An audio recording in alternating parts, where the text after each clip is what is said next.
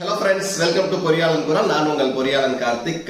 Friends, ஒரு வீடு கட்டுறோம். நம்ம வாழ்க்கையில எல்லாரும் வீடு கட்டும்போது வீடு இன்னைக்கு ஒரு 1000 சதுர அடி வீடு கட்டுறதுக்கு வந்து பாத்தீங்கன்னா 15 ல இருந்து 20 லட்சம் வரைக்கும் எல்லாருக்குமே செலவாகுது.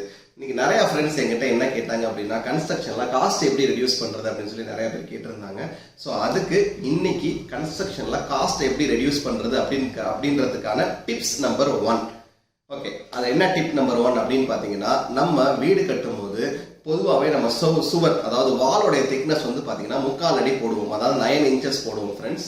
ஸோ அப்போ 9 இன்ச்சஸ் அப்படின்னு போடுறது எல்லாத்தையுமே உங்க பில்டிங்ல இருக்கக்கூடிய அவுட்டர் வால்ஸ் எல்லாமே 9 இன்ச்சஸ் போட்டுட்டு உங்க வீட்டுக்குள்ள வரக்கூடிய பார்ட்டிஷன் வால்ஸ் அப்படின்னு சொல்லுவாங்க, தடுப்பு சுவர் மட்டும்தான், அந்த சுவர் எல்லாமே நீங்க 4.5 இன்ச்சஸ் சுவரா நீங்க யூஸ் பண்ணலாம்.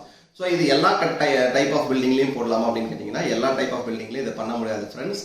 நீங்க பில்லர் ஒர்க் அப்படின்னு சொல்லுவாங்க, பீம் அண்ட் காலம் போட்டு கட்டக்கூடிய கட்டிடங்கள்ல இந்த டிப்ஸை நீங்க யூஸ் பண்ணலாம்.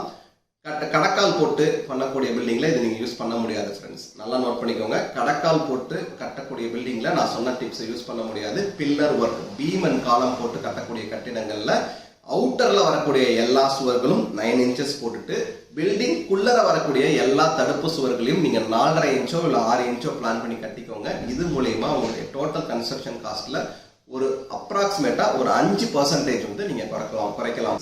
ஸோ ஃப்ரெண்ட்ஸ், இந்த டிப்ஸ் கண்டிப்பா உங்களுக்கு யூஸ்ஃபுல்லா இருந்திருக்கும்னு நான் நினைக்கிறேன். இந்த டிப்ஸை பத்தி உங்களுடைய கமெண்ட் செக்ஷன்ல போஸ்ட் பண்ணுங்க. இந்த டிப்ஸ் இன்னும் நிறைய பேருக்கு யூஸ்ஃபுல்லா இருக்கும்னு நினைச்சீங்கன்னா இதை உங்க ஃப்ரெண்ட்ஸுக்கெல்லாம் ஷேர் பண்ணுங்க. இதே மாதிரி இன்னும் நிறைய டிப்ஸ் நீங்க தெரிஞ்சுக்கணும்னு நினைச்சீங்க அப்படின்னா நம்ம சேனலை சப்ஸ்கிரைப் பண்ணிக்கோங்க. கூடவே பக்கத்துல இருக்க பெல் ஐக்கானை கிளிக் பண்ணிக்கோங்க. அப்பதான் நாங்க போடக்கூடிய ஒவ்வொரு வீடியோக்கும் அதுக்கான நோட்டிபிகேஷன் உங்களுக்கு வந்து சேரும்.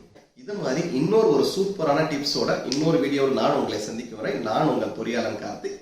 Bye friends.